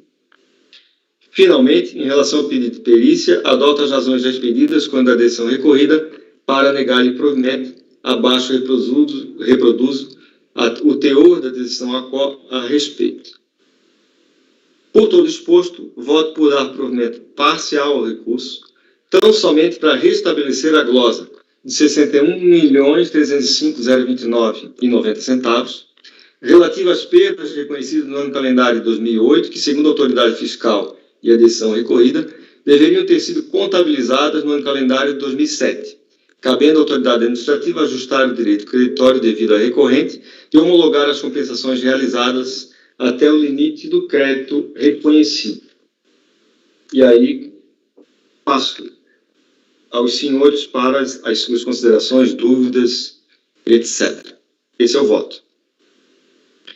Eu poderia ter feito aqui também um demonstrativo com o efeito do restabelecimento dessa glosa no resultado final para a identificação do valor do crédito adicional que a gente, se acaso for essa a decisão, estaria reconhecendo, tá?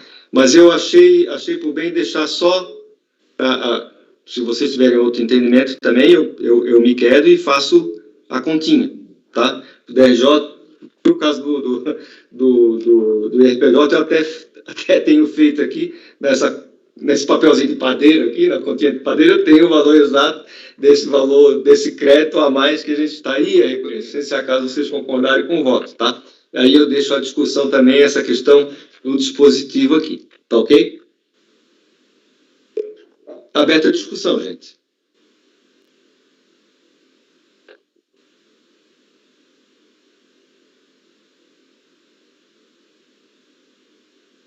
Doutor Carlos André. Presidente, eu só estou tentando identificar exatamente quais são as compensações que são controladas neste processo aqui. Eu não consegui... Porque, na verdade, a delegacia de origem e depois a DRJ fizeram assim, deram uma decisão só para tudo, né? Porque, por exemplo, o despacho decisório está nesse processo, na verdade, o despacho decisório do processo anterior. Uhum. Né? Eu não consegui exatamente identificar quais são as compensações que estão neste processo e que estão sendo objeto de homologação. Porque tem aqui a tabela que está reproduzida, que está no despacho decisório também, fala no número de PERDECOMP, mas não relaciona as DECOMPs com os processos, né? Deixa eu ver se eu posso te ajudar, Carlos.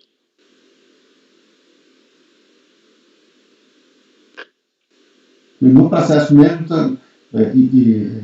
são todos os PERDECOMP, né? Inclusive de contribuição social. Né? Tá, deixa eu ver aqui. Tem aqui eu estou abrindo aqui o demonstrativo de compensação, que consta desse processo aqui.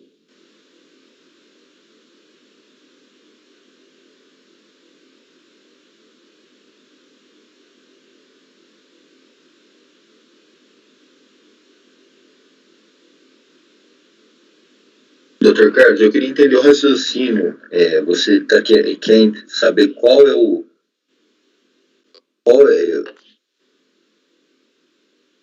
quais são os débitos compensados ou se o crédito, qual que é o raciocínio? Quais são as DECOMPs controladas neste processo aqui? Porque o primeiro processo que nós apreciamos era o PERDECOMP mãe, né? Que tinha lá o crédito e uma compensação parcial. Eu até abri aqui os... Você tem o processo aberto aí, Carlos? Estou com o processo aberto. Vê a página, se eu não estou enganado, tá? Eu estou com o demonstrativo de compensação aqui, página 1874.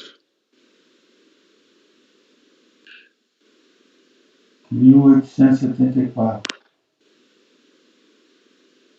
Se eu não estou enganado, porque eu tenho aqui na minha pastinha que eu tenho os elementos principais de cada processo.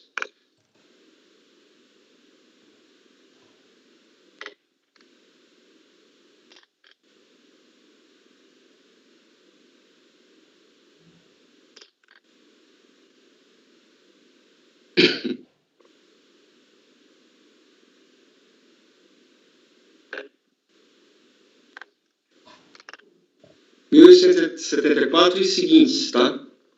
Tem todos os demonstrativos da compensação que foi realizado. Eu não estou conseguindo entrar no processo.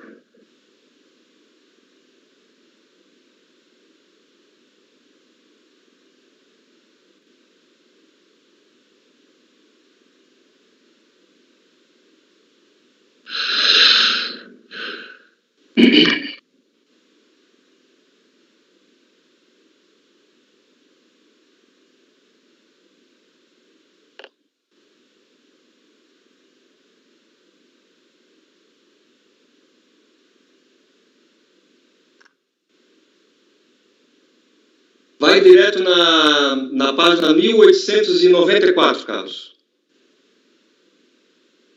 1894.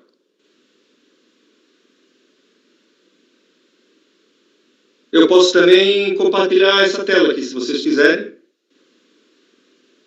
Pode ser, senhor presidente, para a gente dar uma olhada? Vou tentar compartilhar aqui, peraí. Para tirar essa dúvida. Estão vendo? Sim.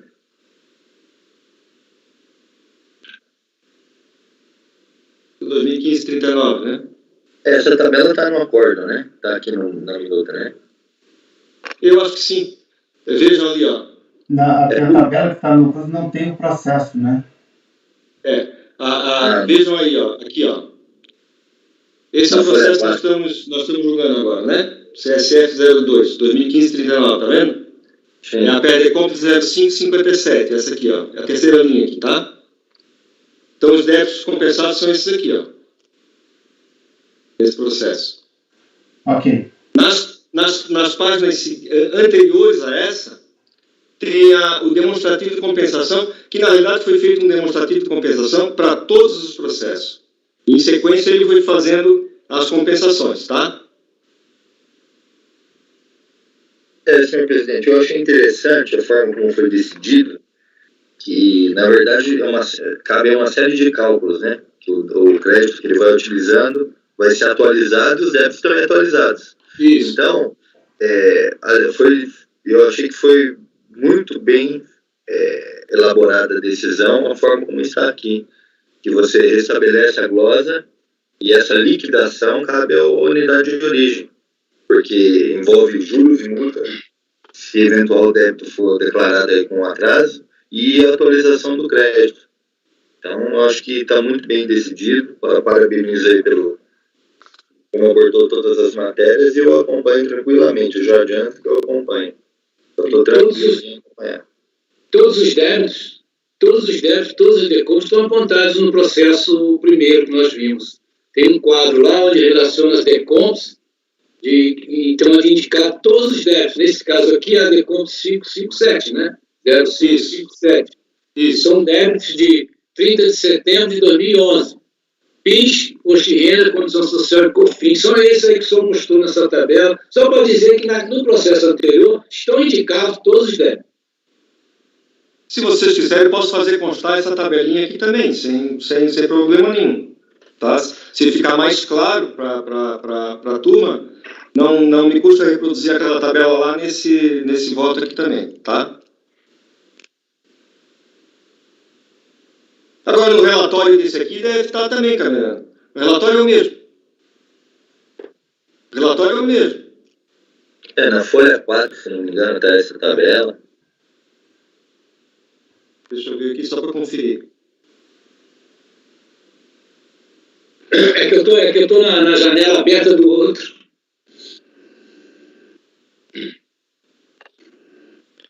Porque a tabela que tem lá no relatório não indica o número do processo, e só o número da PERDECOMP, né, Carlos? É isso que o Carlos, a dúvida dele, tá? No caso aqui, eu posso trocar a tabela também, posso reproduzir essa tabela que eu acabei de compartilhar e colocar aqui no relatório ao invés dessa, tá? Sem problema nenhum, se vocês acharem que fica mais claro, mas aqui no caso nós estamos tratando da PERDECOMP final 0557, tá? Que consta lá no relatório os débitos que foram compensados, ok? Presidente, mas na tabelazinha em cima constam os números dos processos no começo. Sim. Faz a relação do número do processo com o número da PERDECOMP. Exato. É. Presidente. Diga, meu caro Camerano. Esse processo é o 2015-39, né? Exatamente. Pois é, só que nas páginas do voto aparece o 2016-73. O senhor reparou isso aí? Lá em cima. Corrigir. Na hora de eu formalizar, eu vou ter que corrigir. Pode deixar aqui. É que foi uma produção em série, tá entendendo? Às vezes, quando você operacionaliza mas foi bom tu ter dado esse toque, tá, cara? Para eu, na hora de formalizar, não cometer esse erro. Né? Sim, senhor. Porque quando você passa de um para outro, você tem que dar aquele... Lá em cima no PGD, tem que dar aquele... Lembra do antigo disquete, doutor Camerano? Lembra do disquete, né? Claro. Tem que clicar lá naquele disquetezinho, tá entendendo? Para atualizar essas informações, tá? Aí quando você clica na chavezinha para validar, aí fica tudo bonitinho. Sim, certo. Mais alguma dúvida? O Carlos André, a tua dúvida tá ok? Satisfeito? Não, tá tranquilo. Era porque eu tinha ido direto na tabela, não tinha lembrado que antes tinha aquela correlação. Eu separei aqui os PERDECOMP, né? Quer dizer, você tem lá o 8630, que é o mãe, né? Que inicia lá com os 22 milhões de crédito. Aí na sequência tem o final 6407, né? Que no crédito original é 19 milhões na data da transmissão, reduz para 14. Depois, na sequência, o 0557, que é o que a gente está apreciando aqui, né? Que tem parte do saldo de 14.183, sobram 9.472. Depois, na sequência, o 2802. E, por fim, no IRPJ, o 9245, que aí usa o saldo, o resto, né?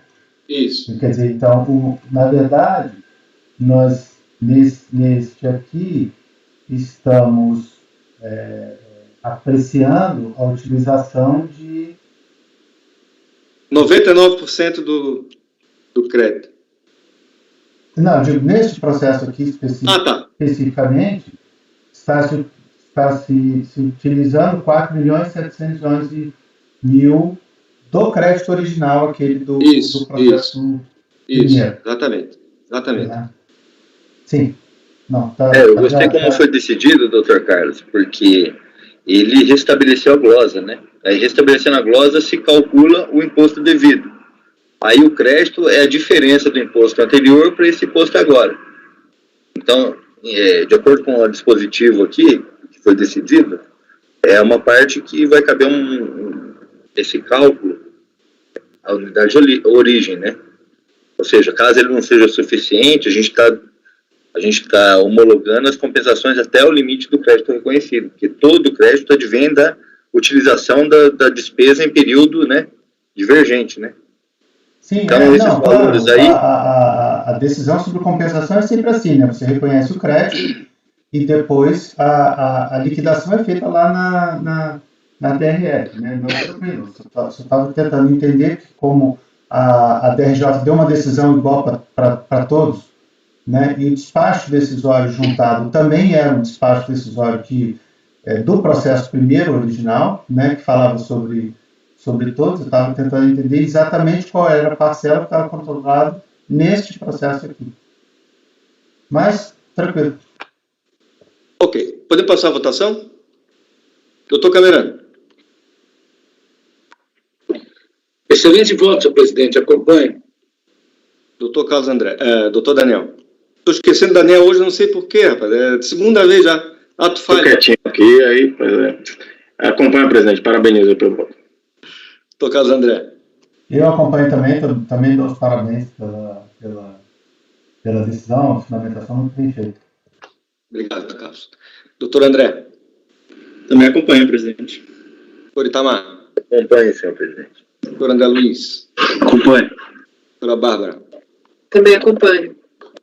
Então, temos por unanimidade de votos dar provimento parcial ao recurso, tão somente para restabelecer a glosa de R$ 61.305.029,90, relativa às perdas reconhecidas no ano calendário 2008, que, segundo a autoridade fiscal e a decisão recorrida, deveriam ter sido contabilizadas no ano calendário 2007, cabendo à autoridade administrativa ajustar o direito creditório devido à recorrente e homologar as compensações realizadas até o limite do crédito disponível.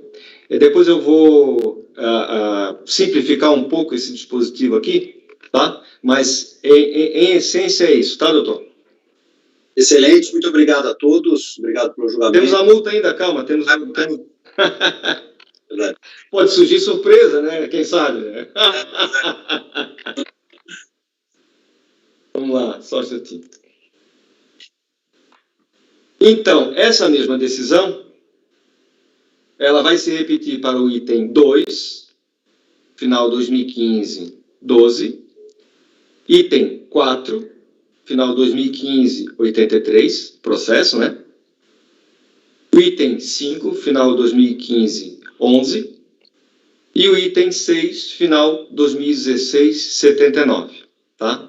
Lembrando que esse item 6 é um processo que trata do crédito de CSL, que eu estou restabelecendo também, então somente a glosa desses 61 milhões, tá? Passemos então ao item 7. Deixa eu abrir o arquivo aqui.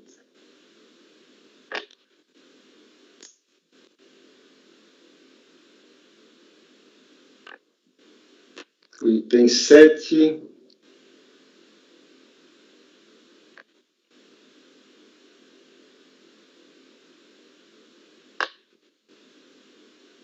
O item 7 é da multa. Eu vou convidá-los aí direto para o voto, onde eu já faço um resumo do que está sendo discutido aqui, apenas por uma questão formal, né? Enfim. Então, trata-se de auto-infração, tendo por objeto a cobrança de multa isolada decorrente de declarações de compensação não homologadas ou parcialmente homologadas, exigida após a análise do crédito informado nas respectivas PRD-Compras realizadas pela autoridade administrativa, que jurisdiciona contribuinte e consubstanciado no despacho decisório de folha 56 a 71. Os créditos pleiteados têm origem em pagamentos feitos a maior, a título de RPJ e CSL, realizados em 30 de janeiro de 2009, referentes aos ajustes anuais apurados no calendário de 2008. Tabela abaixo, detalhes de valores dos créditos requeridos e os respectivos PRD-Com, em que cada um dos créditos foi demonstrado. Além das 2 perdecompes acima, a contribuinte apresentou outras 5 declarações vinculadas ao mesmo crédito, as quais estão relacionadas na tabela abaixo. E foram protocolados diversos processos administrativos fiscais para controlar as várias perdecompes apresentadas, e aí eu reproduzo o quadrinho. O crédito foi analisado no âmbito do processo administrativo fiscal número 2016-73, considerado principal, e o despacho decisório de folha 56-71 foi replicado integralmente nos demais processos. Como os créditos reconhecidos não foram suficientes para compensar totalmente os débitos declarados nas respectivas perdecompes, a autoridade administrativa determinou o lançamento da multa isolada sobre os valores dos débitos, cujas compensações foram consideradas não homologadas, nos termos do parágrafo 17 do artigo 74 da Lei 9.430 de 96, com as alterações posteriores. Isso é um breve resumo do que se trata aqui. Doutor Giancarlo, teria alguma coisa a acrescentar em relação àquilo que já foi posto na sua sustentação? Eu teria só um comentário, senhor presidente, mas é muito mais só conceitual, que é o seguinte: na nossa leitura aqui, o valor da glosa que foi afastada, que é referente ao 2007, 2008, ela é muito superior àquele pequeno valor que foi mantida a glosa. Então, no nosso entendimento, a multa cai porque, como tem saldo, né, eu não usei crédito, não sobraria nenhum débito aqui. Então, era só esse esclarecimento, que é o valor que o senhor da glosa, né, o senhor afastou a glosa, ele é muito superior do que aquele pequeno valor que refere ao prazo lá da contagem dos 180 dias ou 12 meses, nos termos que foi naquele pequeno valor que a glosa foi mantida. Então, era só isso que eu queria dizer, que, na verdade, tem muito mais crédito, por isso que a multa, na meu ver, além de ser ilegal, na verdade, ela deixa de existir aqui, porque as compensações feitas deveriam ser validadas. É só isso, senhor presidente. Obrigado. Bom, por uma questão formal, a gente tem que discorrer acerca de todas as razões que foram trazidas ao recurso, né? Apesar de que o resultado a gente já sabe qual vai ser ao final, tá? Então, uma primeira arguição que foi feita no recurso voluntário foi de nulidade da decisão recorrida, tá? Então, antes de adentrar o mérito do recurso, algumas questões prejudiciais foram aventadas pela recorrente. A primeira delas diz respeito à alegada nulidade da decisão recorrida. Segundo a recorrente, uma parte da fundamentação utilizada na decisão recorrida para manter a autoinfração estaria incorreta. A autoridade julgadora ACO teria considerado que a multa isolada exigida no presente processo deveria ser mantida por ser um acessório, que segue a sorte principal no caso das compensações não homologadas. Relata que no entendimento da decisão recorrida, uma vez que a manifestação de conformidade apresentada nos autos do processo administrativo número 2016-73 foi julgada improcedente e, consequentemente, manteve-se a não homologação das compensações, a multa isolada exigida no auto de infração horário discutido seria pertinente. Ocorre que essa afirmação, entretanto, não estaria correta, pois o acordo número tal proferido nos autos do processo administrativo 2016-73 não teria conhecido a manifestação de conformidade por entender que parcela de crédito reconhecida pela fiscalização teria se mostrado suficiente para a homologação integral da compensação controlada no referido processo. Dessa forma, estaria demonstrado o equívoco da premissa adotada pelas digníssimas autoridades julgadoras, que teriam confundido o teor do acórdão número 0838680. Nesse contexto, se for aplicada a fundamentação das autoridades julgadoras, o resultado da decisão recorrida seria completamente diferente, pois se a multa é considerada acessória e houve homologação total da compensação discutida no processo número 2016-73, a multa isolada exigida no presente processo deveria ser cancelada. A recorrente tem razão ao pontuar que houve uma certa confusão por parte da autoridade julgadora, a COR, ao se referir à decisão proferida nos autos do processo número 2016-73, consubstanciada no acordo 0838680. Vejam como se manifestou a decisão recorrida. E aí eu reproduzo a decisão recorrida. Em verdade, a ementa proferida no acordo 0838680 apresentou os seguintes termos. Aí reproduzo a ementa. A ementa citada na decisão recorrida refere-se aos demais acordos proferidos no âmbito dos processos administrativos finais 2015-39, 2015-11, 2016-02, 2015-12, 2015-83. É compreensível a citação feita ao processo 2016-73 pelo acordo recorrido, na medida em que este processo foi considerado como principal.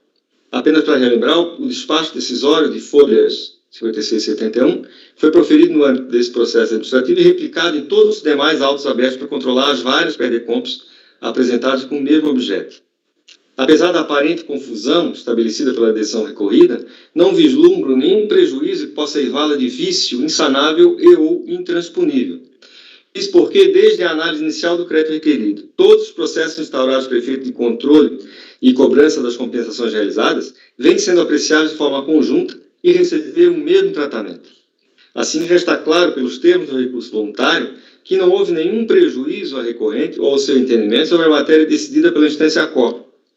Ao contrário, o recurso se apresenta em perfeita sintonia com o que foi decidido pela DRJ Fortaleza, razão pela qual nego provimento ao mesmo neste ponto. Da decadência. Segunda questão prejudicial aventada pela recorrente refere-se à alegada decadência do crédito tributário objeto de lançamento, multa solar. Segundo a recorrente, as compensações efetuadas no ano 2011 foram realizadas com saldo credor de RPJ-CSL gerado no ano calendário 2008. Referido saldo credor teria sido gerado após a retificação da DPJ e da DCTF do ano calendário 2008, uma vez que, por equívoco, teria deixado de deduzir valores de perdas naquele ano, o que só veio a ser apurado em 2011. Assim, apesar das retificações terem sido feitas apenas em 2011, o fato gerador da obrigação tributária, objeto de processo administrativo 2016-73, ocorreu efetivamente no ano calendário 2008, período em que as perdas em operações de crédito foram deduzidas da base de cálculo da RPJ e da CSL. Assim, conforme demonstrado na manifestação de conformidade apresentada no processo administrativo 2016-73, teria restado decaído, ao ver da recorrente, o direito de a fiscalização reverta a operação da dedutibilidade de perdas, uma vez que decorrido o prazo de 5 anos, previsto no artigo 150, parágrafo 4 do CTN. Aduz ainda a recorrente que, uma vez que a multa isolada, objeto do presente processo, recai sobre o saldo credor de RPJ-CSL, o prazo decadencial para o seu lançamento deveria obedecer também ao disposto no artigo 150, parágrafo 4 do CTN, pois ambos os tributos são sujeitos ao lançamento por homologação. Dessa forma, seria incorreta a afirmação feita pela fiscalização de que, como se trata de lançamento de ofício, o prazo decadencial para o lançamento de multa isolada por compensações não homologadas ou parcialmente homologadas deveria se iniciar no primeiro dia do exercício seguinte ao da data de entrega da DECOMP, nos termos do artigo 173, inciso 1º do CTN. Ainda a multa isolada aplicada seria mero acessório dos valores de tributo exigidos pelo processo administrativo 2016-73. Dessa forma, segundo o princípio de que o acessório segue o principal, o prazo decadencial para a lavatura da infração, que exige a multa isolada de 50%, deveria seguir o disposto no artigo 150, parágrafo 4, e por isso tal exigência estaria decaída. Recorrente parte do pressuposto de que a autoridade administrativa não poderia rever os acertos efetuados em sua escrituração empreendidos em 2011, mas referentes ao ano calendário de 2008. Defende, portanto, que o ano calendário de 2008 seria um marco inicial para a contagem do prazo decadencial para a homologação do lançamento do RPJ da CSL, retificados em 2011. Já nos manifestamos nos demais processos administrativos que tratam especificamente sobre as compensações realizadas a respeito de tal arguição de decadência, posta nos mesmos termos pela recorrente. Abaixo reproduzo o texto do voto posto nos respectivos processos que trata da matéria. Vou poupá-los, obviamente, de ler, né? Passemos lá direto para folha 25. Portanto, restou amplamente demonstrado que não cabe alegação de decadência em relação à possibilidade da administração tributária rever os lançamentos realizados em 2011 relativos ao calendário de 2008, quando se trate de verificação de crédito apurado e utilizado em períodos posteriores para efeito de compensação de tributos. Para além dessa situação, alega a recorrente que o lançamento da multa isolada também estaria viciado por força da decadência. Também, nesse caso, as alegações da recorrente não procedem. A decisão recorrida manifestou-se no seguinte sentido, e aí eu reproduzo a decisão recorrida e faço as minhas considerações. O raciocínio esposado pela decisão recorrida está perfeito. A jurisprudência do caso é bastante fértil quanto ao tema. Ao contrário do deduzido pela recorrente, se tratando de exigência de multa e não de tributo sujeito ao lançamento por homologação, aplica-se o prazo geral de decadência previsto no artigo 173.1 do CTN, ou seja, de 5 anos contados do primeiro dia do exercício seguinte àquele que o lançamento poderia ter sido efetuado. E o lançamento da multa isolada exigido nesse processo, por óbvio, só poderia ser lançado a partir da entrega das declarações de compensação. Como bem assentado no voto vencedor do conselheiro Marcelo Cuba Neto, no acordo 1201-001-043, segunda Câmara, primeira turma ordinária, primeira sessão do CARF, de 3 de junho de 2014. Assim, considerando-se que as declarações de compensação foram apresentadas nos anos 2011 e 2012, de tabela acima, e o lançamento da multa isolada foi efetivado e cientificado em julho de 2016, não há que se falar em decadência da autuação. Da nulidade do auto-infração. A terceira preliminar aventada no recurso diz respeito à alegada nulidade do auto-infração, pois, segundo a recorrente, a multa isolada jamais poderia ser exigida de forma autônoma e separada por meio de auto-infração. Ainda segundo a recorrente, a multa deveria ser exigida juntamente com os débitos objeto das compensações homologados parcialmente ou não homologadas nos autos dos processos administrativos números tais. Justifica-se o raciocínio no fato de a multa ser aplicada de forma proporcional ao débito objeto da compensação, sendo que a sua exigibilidade foi suspensa pela simples apresentação de manifestação de conformidade contra o despacho decisório que não homologou a compensação, ou homologou parcialmente, mesmo a multa não tendo sido impugnada na manifestação de conformidade nos termos do artigo 74, parágrafo 18 da Lei 9.430. Portanto, a multa de 50% em questão não deveria ser exigida separadamente por meio de auto-infração avulso, mas juntamente com o débito objeto das compensações não homologadas ou parcialmente homologadas nos autos do processo administrativo 2016-73, razão pela qual deve ser reconhecida a nulidade da auto-infração em questão. Bom, alega que o artigo 43 da Lei 9.430 estabeleceria, só ser possível, a formalização de exigência de juros ou multas isoladas quando não houvesse tributo a ser cobrado. Auto-infração sem tributo. No caso concreto, haveria sim cobrança de tributo, daí porque se mostraria absolutamente descabida a exigência da multa por meio de auto-infração e a cobrança de tributo por meio de outro processo administrativo, multiplicando-se desnecessariamente o número de atos e processos administrativos de exigências indiscutivelmente vinculadas uma à outra. Essas alegações acima constaram ipsis literis da impugnação. Já no recurso voluntário, a recorrente apresenta um adendo, citando a portaria Receita Federal número 66608, vigente à época dos fatos ora discutidos, que não possuía qualquer dispositivo determinando a apensação entre os processos que discutiam a não homologação das compensações e aquele referente à multa isolada, ao contrário do que quis fazer parecer a decisão recorrida. Já a portaria RFB número 1668, citada pela autoridade do julgador ACOR, não estaria em vigor nem na época dos fatos geradores ora discutidos, nem na época da lavratura do auto-infração, objeto do processo em referência. Nesse momento estava em vigor a portaria 354/2016, que também nada tratava sobre a apensação entre o processo que discute a não homologação das compensações e aquele referente à multa isolada. Portanto, não poderia ser aplicada ao presente caso. As alegações firmadas pela recorrente para desqualificar a auto-infração são desarrazoadas. Fazem parte do popular juiz esperneante, apesar de, ao meu sentir, serem reprovados do ponto de vista do desperdício de tempo indevidamente tomado deste julgador, que por si só acarreta em prejuízo à sociedade por conta dos custos envolvidos para o devido processamento dos autos. Não há mais a se dizer em relação ao teor do acordo recorrido, que adoto como suficiente para justificar a minha decisão. Vejo como a decisão recorrida se manifestou, e aí reproduzo a decisão recorrida. Para dizer que a decisão é perfeita ao considerar que inexistem nos autos quaisquer elementos que nos levem à conclusão de haver nulidade passível de ser decretada em relação ao auto-infração. Foi lavrado por servidor competente e não houve qualquer situação ou hipótese caracterizadora de cerceamento de defesa por parte da recorrente, ou seja, possui todos os atributos legais de validade e eficácia estabelecidos no decreto 70.235/72. A falha cometida pela autoridade administrativa que jurisdiciona a contribuinte relativa à juntada por apensamento dos processos de restituição e compensação com o de multa isolada não é suficiente nem encontra superidade legal para considerar o auto-infração nulo, como quer fazer crer a recorrente. A citação ao artigo 43 da Lei 9.430, sob a alegação de que tal norma disporia só ser cabível exigência de multa isolada quando não houvesse tributo a ser cobrado, é irrelevante e descabida, pois nada tem a ver com o caso em apreço.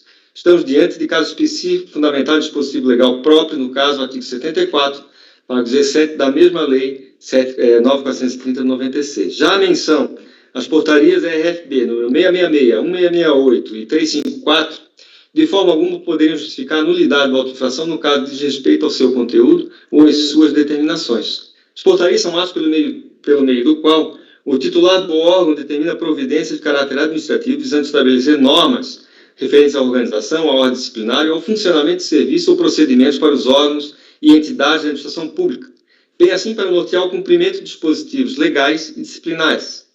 O seu descumprimento por si só não tem o condão de ensejar a nulidade do ato administrativo que porventura seja direcionado ou tenha por objeto, cabendo, mais uma vez, a referência ao artigo 59 e seguintes do decreto 70.235/72, que deve ser aplicado de forma conjunta às referidas portarias. Repita-se, não restando comprovada a existência de prejuízo ao contribuinte que venha a caracterizar cerceamento de defesa para a mesma, não há que se falar em nulidade do auto-infração.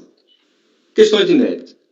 No mérito, a primeira questão levantada pela recorrente é justamente seu entendimento que a multa não poderia ser exigida, haja visto que as compensações efetuadas foram perfeitamente regulares e deveriam ser homologadas.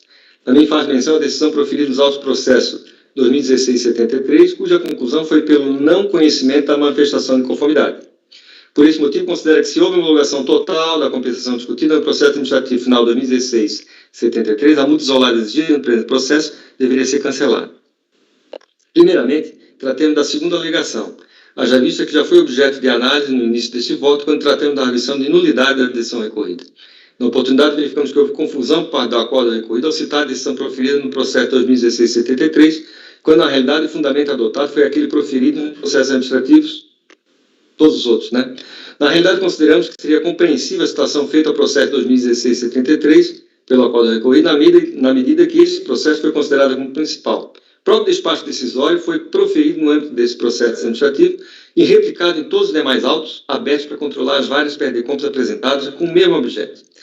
Pontuamos que não teria havido nenhum prejuízo à recorrente em virtude dessa aparente confusão, mesmo porque, desde a análise inicial do crédito requerido, todos os processos instaurados para efeito de controle, cobrança e compensações vêm sendo apreciados de forma conjunta e receberam o mesmo tratamento. Portanto, também nesse ponto, incabível a alegação de que a multa exigida através desse processo deveria ser cancelada por conta da aparente contradição levantada. Quanto à alegação de que a multa não poderia ser exigida, já vista que as compensações efetuadas foram perfeitamente regulares e deveriam ser homologadas, tem razão a recorrente, em parte.